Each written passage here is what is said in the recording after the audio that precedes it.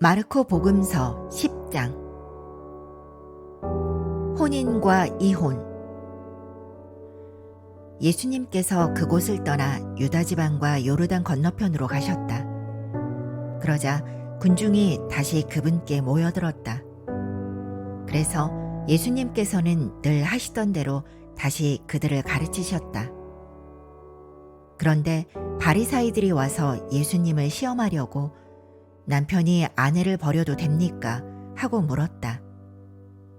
예수님께서 그들에게 모세는 너희에게 어떻게 하라고 명령하였느냐 하고 되물으시니 그들이 이혼장을 써주고 아내를 버리는 것을 모세는 허락하였습니다 하고 대답하였다.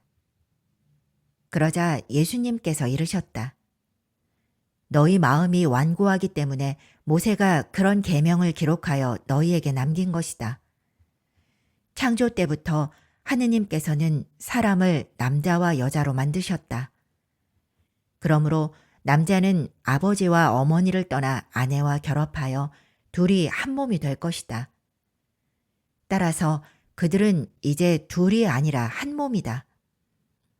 하느님께서 맺어주신 것을 사람이 갈라놓아서는 안 된다. 집에 들어갔을 때 제자들이 그 일에 관하여 다시 묻자 예수님께서 그들에게 말씀하셨다.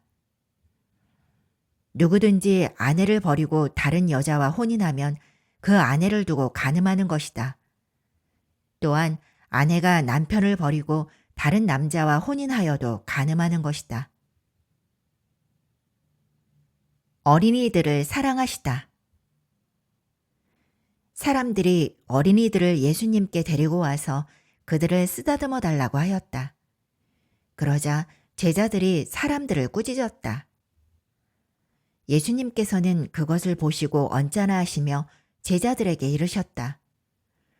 어린이들이 나에게 오는 것을 막지 말고 그냥 놓아두어라. 사실 하느님의 나라는 이 어린이들과 같은 사람들의 것이다. 내가 진실로 너희에게 말한다.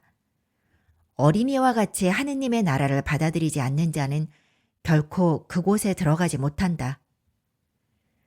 그러고 나서 어린이들을 끌어안으시고 그들에게 손을 얹어 축복해 주셨다. 하느님의 나라와 부자.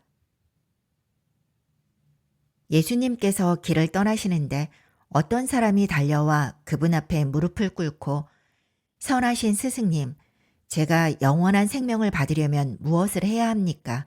하고 물었다. 그러자 예수님께서 그에게 이르셨다. 어찌하여 나를 선하다고 하느냐? 하느님 한 분 외에는 아무도 선하지 않다. 너는 계명들을 알고 있지 않느냐? 살인해서는 안 된다. 간음해서는 안 된다. 도둑질해서는 안 된다. 거짓 증언을 해서는 안 된다. 횡령해서는 안 된다. 아버지와 어머니를 공경하여라. 그가 예수님께 스승님, 그런 것들은 제가 어려서부터 다 지켜왔습니다. 하고 대답하였다. 예수님께서는 그를 사랑스럽게 바라보시며 이르셨다. 너에게 부족한 것이 하나 있다. 가서 가진 것을 팔아 가난한 이들에게 주어라. 그러면 내가 하늘에서 보물을 차지하게 될 것이다. 그리고 와서 나를 따라라. 그러나 그는 이 말씀 때문에 울상이 되어 슬퍼하며 떠나갔다. 그가 많은 재물을 가지고 있었기 때문이다. 예수님께서 주위를 둘러보시며 제자들에게 말씀하셨다. 재물을 많이 가진 자들이 하느님 나라에 들어가기는 참으로 어렵다. 제자들은 그분의 말씀에 놀랐다. 그러나 예수님께서는 그들에게 거듭 말씀하셨다. 얘들아, 하느님 나라에 들어가기는 참으로 어렵다. 부자가 하느님 나라에 들어가는 것보다 낙타가 바늘귀로 빠져나가는 것이 더 쉽다. 그러자 제자들이 더욱 놀라서 그러면 누가 구원받을 수 있는가 하고 서로 말하였다. 예수님께서는 그들을 바라보며 이르셨다. 사람에게는 불가능하지만 하느님께는 그렇지 않다. 하느님께는 모든 것이 가능하다. 따름과 보상. 그때 베드로가 나서서 예수님께 말하였다. 보시다시피 저희는 모든 것을 버리고 스승님을 따랐습니다. 예수님께서 말씀하셨다.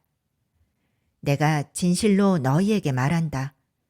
누구든지 나 때문에 또 복음 때문에 집이나 형제나 자매, 어머니나 아버지, 자녀나 토지를 버린 사람은 현세에서 박해도 받겠지만 집과 형제와 자매와 어머니와 자녀와 토지를 100배나 받을 것이고 내세에서는 영원한 생명을 받을 것이다. 그런데 첫째가 꼴찌되고 꼴찌가 첫째 되는 이들이 많을 것이다. 순환과 부활을 세 번째로 예고하시다. 그들이 예루살렘으로 올라가는 길이었다. 예수님께서는 제자들 앞에 서서 가고 계셨다. 그들은 놀라워하고 또 뒤따르는 이들은 두려워하였다. 예수님께서 다시 12제자를 데리고 가시며 당신께 닥칠 일들을 그들에게 말씀하기 시작하셨다. 보다시피 우리는 예루살렘으로 올라가고 있다. 거기에서 사람의 아들은 수석사제들과 율법학자들에게 넘겨질 것이다. 그러면 그들은 사람의 아들에게 사형을 선고하고 그를 다른 민족 사람들에게 넘겨 조롱하고 침뱉고 채찍질하고 나서 죽이게 할 것이다. 그러나 사람의 아들은 사흘 만에 다시 살아날 것이다. 출세와 섬김. 제베데오의 두 아들 야고보와 요한이 예수님께 다가와 스승님, 저희가 스승님께 청하는 대로 저희에게 해주시기를 바랍니다. 하고 말하였다. 예수님께서 그들에게 내가 너희에게 무엇을 해주기를 바라느냐 하고 물으시자 그들이 스승님께서 영광을 받으실 때에 저희를 하나는 스승님 오른쪽에 하나는 왼쪽에 앉게 해주십시오 하고 대답하였다. 예수님께서 그들에게 너희는 너희가 무엇을 청하는지 알지도 못한다. 내가 마시는 잔을 너희가 마실 수 있으며 내가 받는 세례를 너희가 받을 수 있느냐 하고 물으셨다. 그들이 할 수 있습니다 하고 대답하자 예수님께서 그들에게 말씀하셨다. 내가 마시는 잔을 너희도 마시고 내가 받는 세례를 너희도 받을 것이다. 그러나 내 오른쪽이나 왼쪽에 앉는 것은 내가 허락할 일이 아니라 정해진 이들에게 돌아가는 것이다. 다른 10제자가 이 말을 듣고 야고보와 요한을 불쾌하게 여기기 시작하였다. 예수님께서는 그들을 가까이 불러 이르셨다. 너희도 알다시피 다른 민족들의 통치자라는 자들은 백성 위에 군림하고 고관들은 백성에게 세도를 부린다. 그러나 너희는 그래서는 안 된다. 너희 가운데에서 높은 사람이 되려는 이는 너희를 섬기는 사람이 되어야 한다. 또한 너희 가운데에서 첫째가 되려는 이는 모든 이의 종이 되어야 한다. 사실 사람의 아들은 섬김을 받으러 온 것이 아니라 섬기러 왔고 또 많은 이들의 몸값으로 자기 목숨을 바치러 왔다. 예리코에서 눈먼이를 고치시다. 그들은 예리코에 들어갔다. 예수님께서 제자들과 많은 군중과 더불어 예리코를 떠나실 때 티메오의 아들 바르티메오라는 눈먼 거지가 길가에 앉아 있다가 나자렛 사람 예수님이라는 소리를 듣고 다윗의 자손 예수님, 저에게 자비를 베풀어 주십시오 하고 외치기 시작하였다. 그래서 많은 이가 그에게 잠자코 있으라고 꾸짖었지만 그는 더욱 큰 소리로 다윗의 자손이시여 저에게 자비를 베풀어 주십시오 하고 외쳤다. 예수님께서 걸음을 멈추시고 그를 불러오너라 하셨다.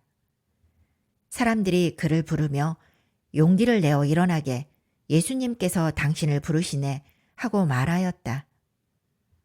그는 겉옷을 벗어 던지고 벌떡 일어나 예수님께 갔다. 예수님께서 내가 너에게 무엇을 해주기를 바라느냐 하고 물으시자 그 눈머니가 스승님, 제가 다시 볼 수 있게 해주십시오 하였다. 예수님께서 그에게 가거라, 내 믿음이 너를 구원하였다 하고 이르시니 그가 곧 다시 보게 되었다. 그리고 그는 예수님을 따라 길을 나섰다.